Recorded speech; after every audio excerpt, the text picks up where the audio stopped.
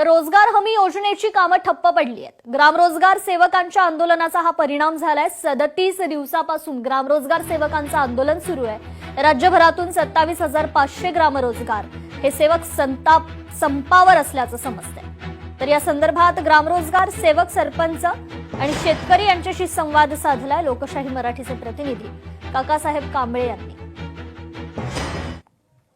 महाराष्ट्र राज्यात ग्रामरोजगार सेवकांचा संप गेली 37 दिवसापासून चालू आहे आणि त्यांच्यामुळे संपामुळे अनेक कामं गावातील ठप्प झालेले आहेत। आता माझ्यासोबत बोलण्यासाठी एक ग्रामरोजगार सेवक आहेत।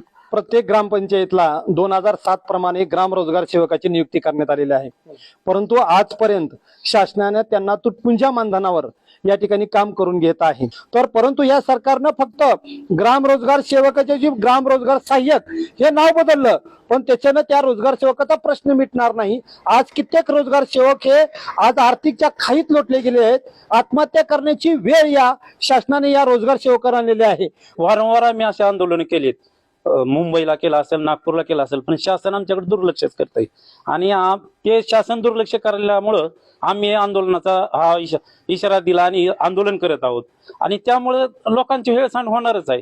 आणि तरी लोकांची हेळसांड थांबवायची असेल तर शासनानं काय करावं की आमच्या मागण्या जे 2-3 मागण्या आहेत, जास्ती सुद्धा नाही, त्या 3 ऑक्टोबर 2024 जो GR पारित झाला, तो पारित झालेला GR त्वरित लागू करावा। माझी राज्य सरकारला एक विनंती राहील की ग्रामरोजगार सेवकांचे जे प्रश्न आहेत त्यांनी लवकरात लवकर मिटवावे, ज्याच्यामुळे ग्रामपंचायत स्तरावरील जे विविध कामे चालू आहेत ते मार्गी लागतील।